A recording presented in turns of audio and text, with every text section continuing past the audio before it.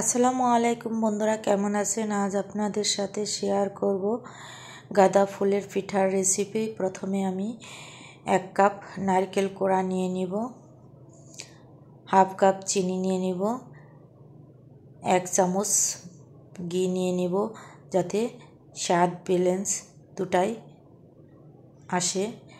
হালকা আঁচে ভেজে নেব। স্বাদ মতো লবণ দিয়ে দিলাম। এভাবে নেড়ে চেড়ে আমি একটা পুর করে নেব।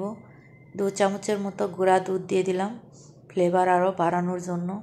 এভাবে বানিয়ে খেলে খুবই টেস্টি লাগে, তাই আপনাদের সাথে শেয়ার করলাম।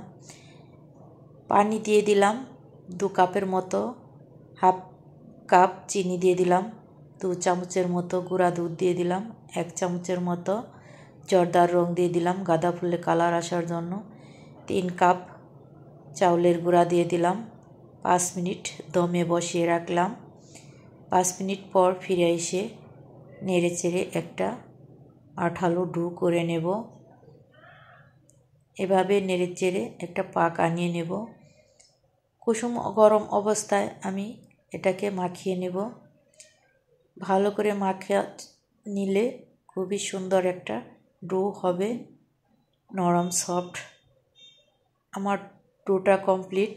এখন আমি একটু লিচি কেটে নিলাম, 2 হাতের তালুতে করে একটা বাটির মতো শেপ দিয়ে নেব। ভেজে রাখা সেই নারকেল পুরগুলি ভিতরে দিয়ে আবারও আমি গোল শেপ করে নেব। হালকা একটু চ্যাপ্টা করে দিব। নতুন একটা শোন নিয়েছি। এখন আমি গাঁদা ফুলের পাপড়ি করে নেব।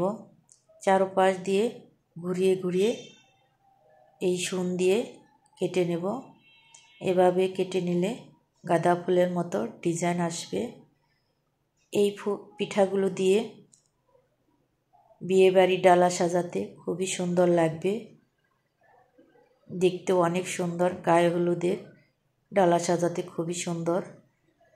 এভাবে আমি সবগুলো পিঠা আস্তে আস্তে বানিয়ে নেব। ঠিক এরকম দেখতে একটা তাজা গাঁদা ফুলের মতো লাগছে।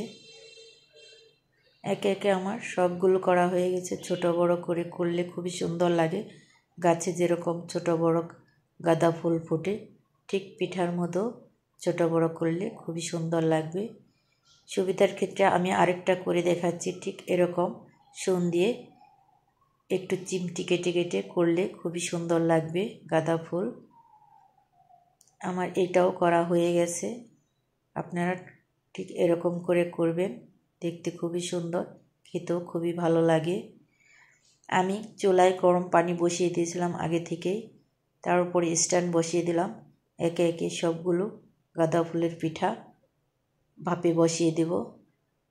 10 মিনিটের জন্য বসিয়ে দেব। ভালো করে সিদ্ধ করে নেব। আমার সিদ্ধ করা হয়ে গেছে।